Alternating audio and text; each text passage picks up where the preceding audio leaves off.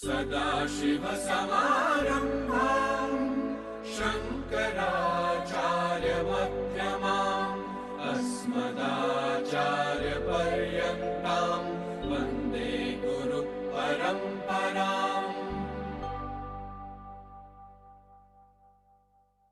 सदाशिव शंकर से प्रारंभ होने वाली परंपरा जिसके मध्य शंकराचार्य हैं और जो हमारे आचार्य पर्यंत चली आ रही है, उस गुरु परंपरा को मैं प्रणाम करता हूं।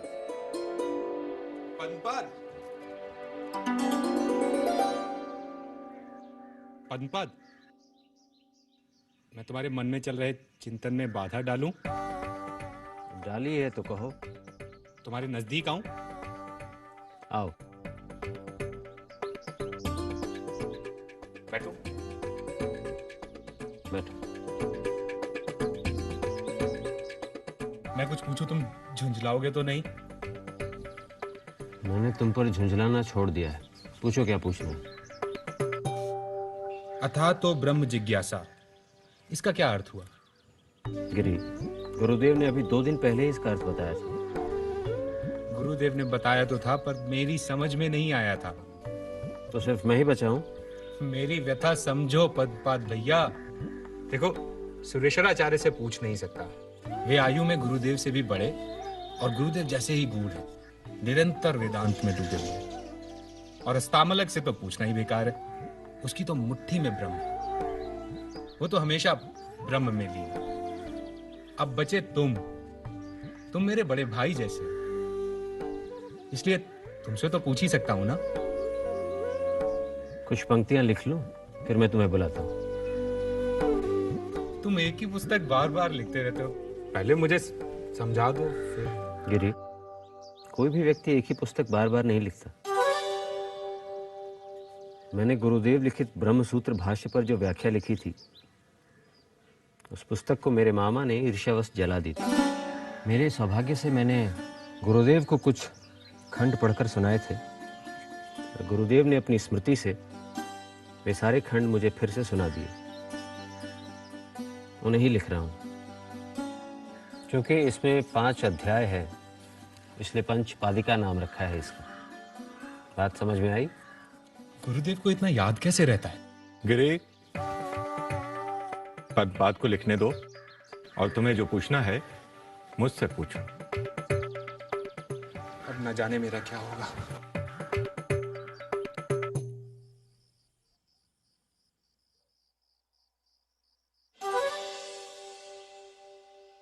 कराग्रे वस्ते लक्ष्मी, कर मध्य सरस्वती, कर मूले तो गोविंदा, प्रभाते कर दर्शन। पद्मपाद, उठो, गुरुदेव उठ गए होंगे।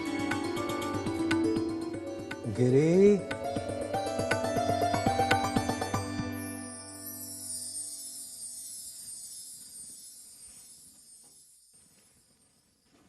तुमने अपने वस्त्र लिए या नहीं? मैं भूल गया गुरुदेव।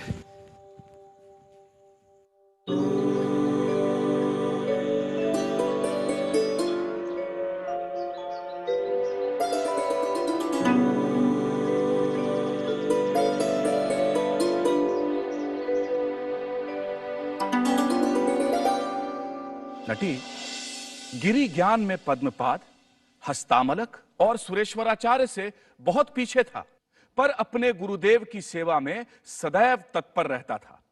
दिन भर दौड़ दौड़कर गुरु की सेवा करने का बहाना ढूंढता रहता। गिरी महाराज, अभी मेरे पास समय है, जो पूछना है पूछ लो। पद्मपाद स्वामी, अभी मेरे पास समय नहीं है। गुरुदेव भिक्षाटन से लौट रहे होंगे। मैं तुमसे बाद में बात करूंगा।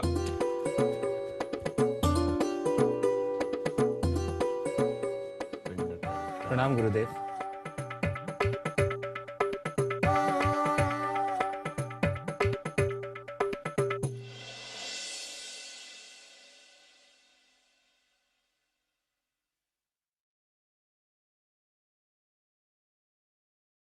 तुमने भोजन कर लिया? नहीं गुरुदेव। गिरी, मैंने तुम्हें पहले भी कहा है, भोजन के लिए मेरी प्रतीक्षा मत किया करो। गुरुदेव, मैं कल से आपका आदेश मानूंगा गुरुदेव। तुमने कल भी यही कहा था। जी गुरुदेव, क्षमा गुरुदेव। पर मैं क्या करूं गुरुदेव, मैं आपके पहले भोजन नहीं कर सकता। मैं तेरे साथ हमेशा नहीं रहने वाला गिरी। जी गुरुदेव। फिर क्या करेगा? आप हमेशा मेरे साथ रहेंगे गुरुदेव।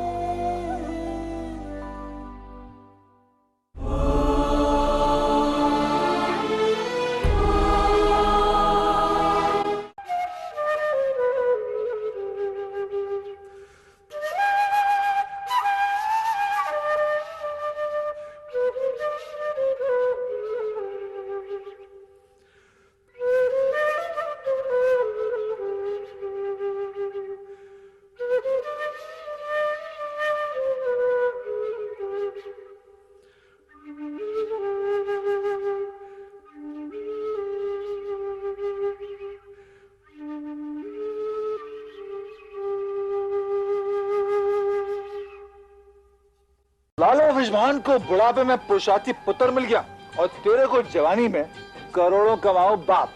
मेरे को नहीं चाहिए उनका पैसा। अगर वो आपके साथ कोई सरोकार ना रखना चाहता हो तो आप क्या कर सकोगे? मैं उसके साथ इंसाफ करना चाहता हूँ।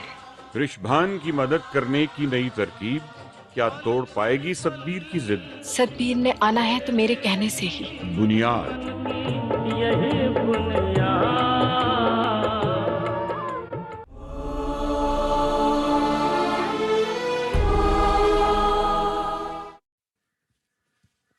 चलो भैया अस्तामलक।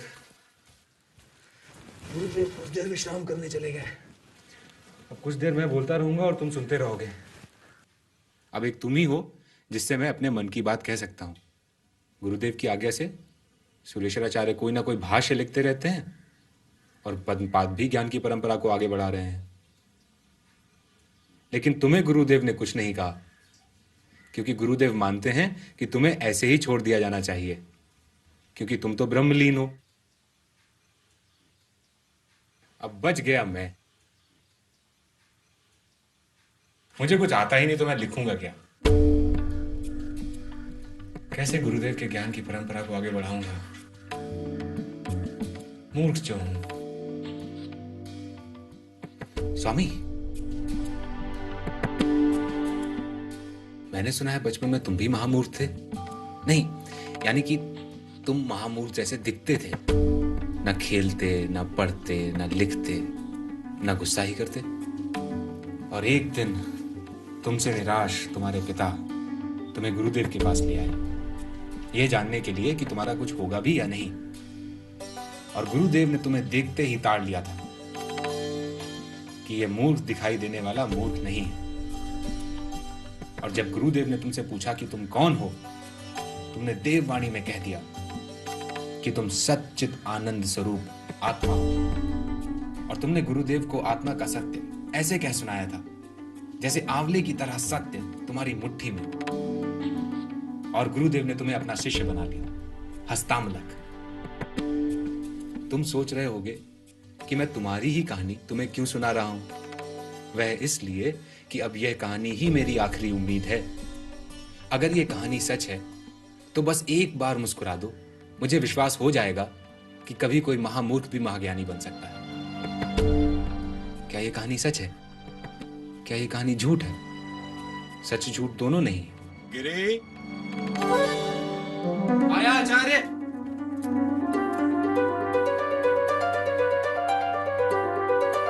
जी आचार्य। क्या कर रहे थे? आचार्य, मैं हस्तामलक से पूछने गया था कि क्या पूछने गए थे? मैं यह पूछने गया था कि जब सत्य तुम्हारी मुट्ठी में आंवले की तरह है तो फिर तुम गुरुदेव की कक्षा में बैठते क्यों? क्या उत्तर दिया हस्तमलक ने? वह तो तभी बोलते हैं जब उनकी इच्छा होती है, पर आप तो मुझे अभी बता सकते हैं। देखो, उसे तंग मत किया करो और उसे अकेले ही रहने दिया करो। आचार्य, मैं उसे तंग कहां करता हूं?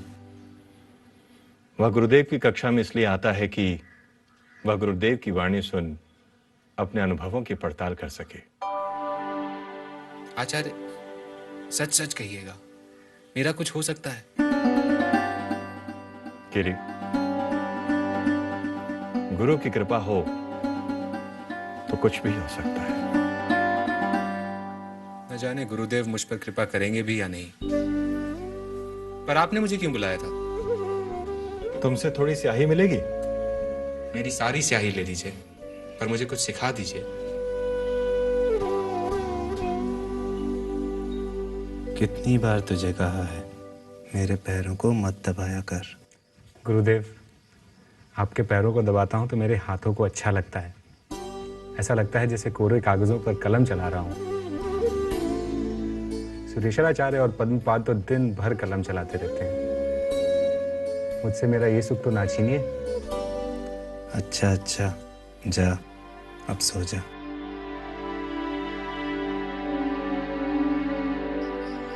पद्मपाद, क्या है गिरी?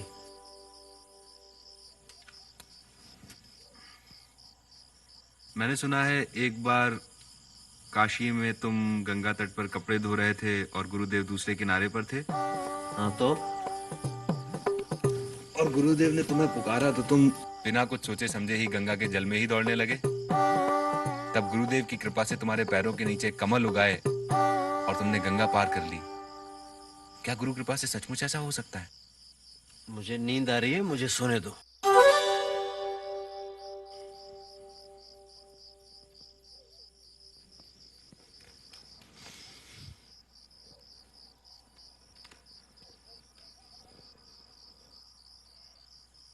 आचार्य, मुझे नींद नहीं आ रही। अपने इष्ट का नाम जपते रहो, नींद आ जाएगी। अपनी पराजय की कहानी सुनाइए ना। एक ही कहानी कितनी बार सुनेगा? सो जा। हर माँ अपने बच्चे को एक ही कहानी तो बार बार सुनाती है। गुरुदेव के विजय की कहानी सुन के मन को अच्छा लगता है। सुनाइए ना। कहां से? श्री मंडन मिश्र से। अच्छा सुन। बात उन दिनों की है जब सन्यास लेने से पहले मैं मंडन मिश्र हुआ करता था। एक दिन अचानक भगवतपाद आदि शंकर अपने शिष्यों के साथ महिष्मतिपुर में मेरे घर पर प्रकट हुए। उस दिन घर में श्राद्ध के भोज का आयोजन था। भारती, भगवतपाद शंकराचार्य ने मुझे शास्त्रार्थ के लिए चुनौती दी है।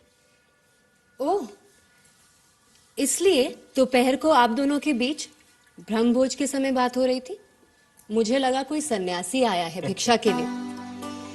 प्रारंभ में मुझे भी ऐसा ही लग रहा था।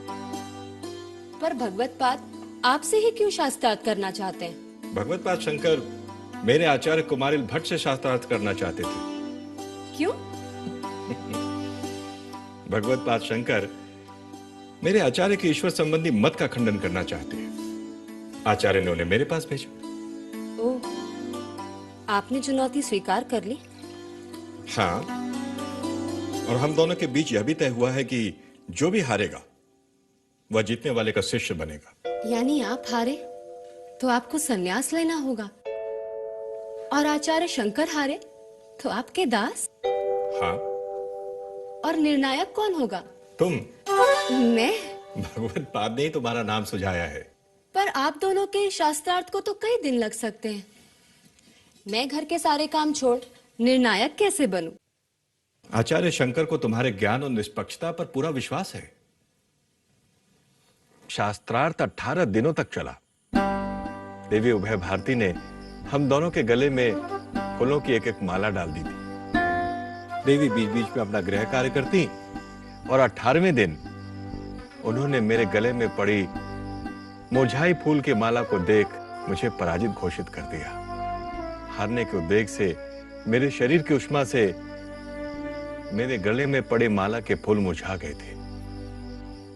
पर भगवतपाद शांत थे, किसी गहरे समुद्र की तरह। मैं सचमुच हार गया था, पर उस हार में भी मेरी विजय हुई थी।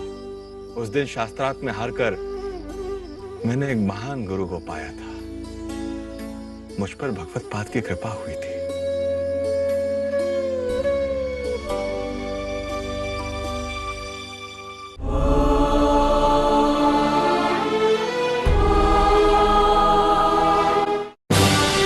मन की बात। माननीय प्रधानमंत्री श्री नरेंद्र मोदी भारत की जनता से साझा करेंगे अपने मन की बात रविवार 28 जून सुबह 11 बजे। आकाशवाणी के सभी केंद्र सभी चैनल इसे प्रसारित करेंगे एक साथ ही इसका प्रसारण दूरदर्शन के national news, DD Bharati, DD India, DD Urdu और डीडी किसान चैनल पर भी किया जाएगा। तो याद रखें, रविवार 28 जून सुबह 11 बजे मन की बात।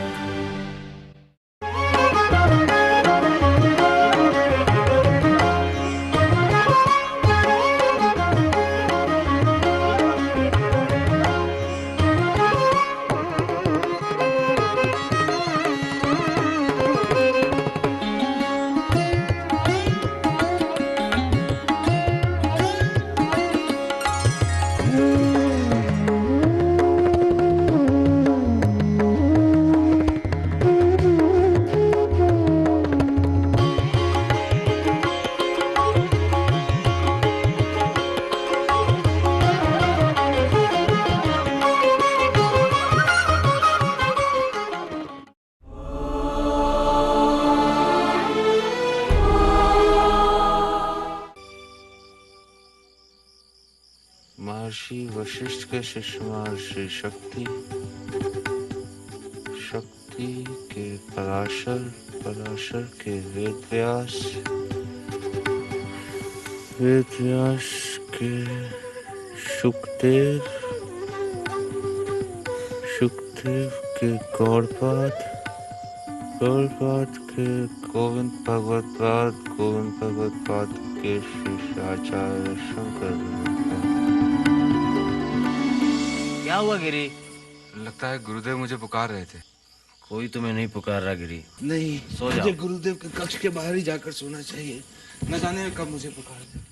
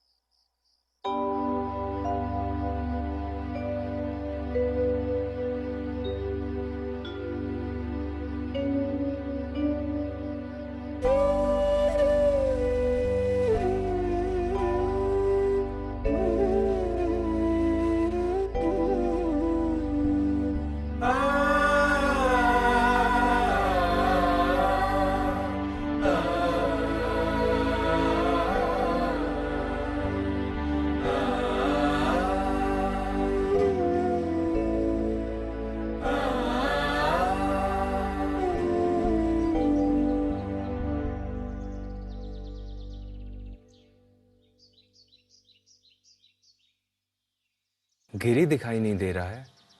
नदी तट पर गया है। तो उसके लौट आने तक हम प्रतीक्षा करते हैं।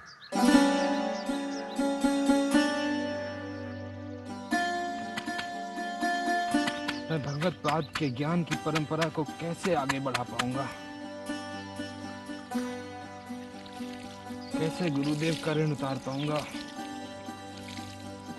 गुरुदेव मुझे बुद्धि दो, मुझे बुद्धि दो गुरुदेव।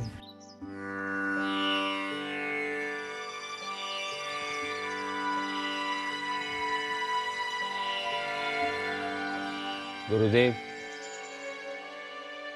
हम क्यों गिरी की प्रतीक्षा कर रहे हैं? उससे कुछ नहीं होने वाला। गिरी को शिक्षा देना वैसा ही है जैसे कोई दीवारों को शिक्षा दे। गिरी इन दीवारों से बेहतर नहीं है। पद्मपाद, हम गिरी की प्रतीक्षा करेंगे।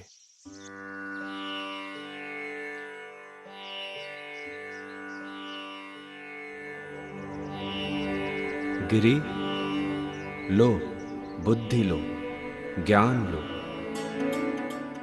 आचार्य,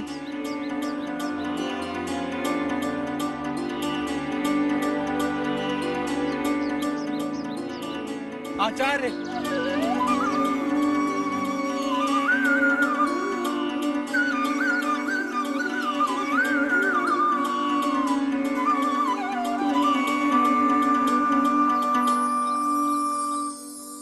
विदिताखिल शास्त्र सुधा जलधे महितोपनिषत् कथितार्थनिधे हृदये कलये विमलं चरणं भव शङ्कर देशिक मे शरणं करुणावरुणालय पालय मां भवसागर दुःखविदून हृदं रचयाखिल दर्शन तत्त्वविदं भव शङ्कर देशिक मे शरणम्।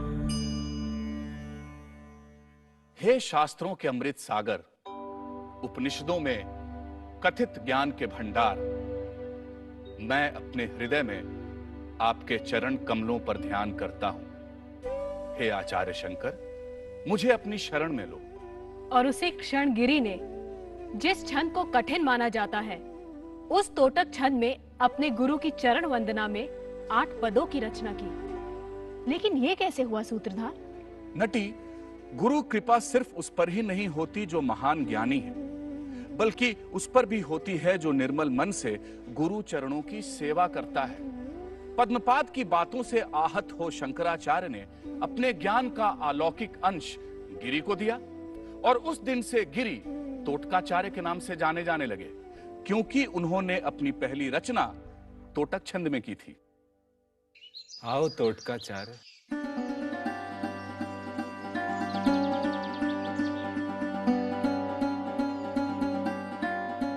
रसिकों, भारत की गुरु शिष्य की महान परंपरा है, जिसने एक पीढ़ी से ज्ञान दूसरी पीढ़ी तक पहुंचाया। ऐसे गुरु शिष्य के कारण ही ज्ञान का प्रवाह अक्षुण्ण और निरंतर बह रहा है। प्राचीन काल में चाहे वो वेद व्यास और शुक हो, गौड़पाद, गोविंदपाद और आचार्य शंकर हो, मध्यकाल के विद्यारण्य, मधुसूदन सरस्वती हो, वर्तमान के रामकृष्ण परमहंस, विवेकानंद हो, स्वामी रामतीर्थ, रमन महर्षि, स्वामी शिवानंद, स्वामी तपोवनम या स्वामी चिन्मयानंद हो, या आजकल के अन्य आचार्य गण हो, सभी ने अपने गुरुओं की शिक्षा का अनुसरण कर और उनका प्रचार कर अपने गुरुओं के प्रति कृतज्ञता व्यक्त की है। अपने गुरु से प्राप्त ज्ञान के अनुसार जीना ही वास्तव में गुरु दक्षिणा है। और हम सभी का यह कर्तव्य है कि हमने जो अपने गुरुओं से पाया, उसे एक पीढ़ी से दूसरी पीढ़ी तक तन मन धन से पहुंचाएं। गंगा जी की भांति इस ज्ञान का प्रवाह गुरु परंपरा द्वारा बहता रहा है और बहता ही रहेगा। कृतज्ञताया चरित स्थिता में वक्तुं न शक्या खलु यत्नतोऽपि गुरो प्रसीद कृपया विधेहि त्वत्पाद भक्तिं परमानुरक्तिं त्वत्पाद भक्तिं परमानुरक्तिं। मेरे हृदय की कृतज्ञता मेरे विपुल प्रयत्नों से भी मैं नहीं कह सकता। हे गुरु, मुझ पर अनुग्रह करें और मुझे आपके चरणों की परम प्रेम रूपी भक्ति प्रदान करें। यस्य प्रसादात् भवमङ्गलार्था प्रसूत गङ्गो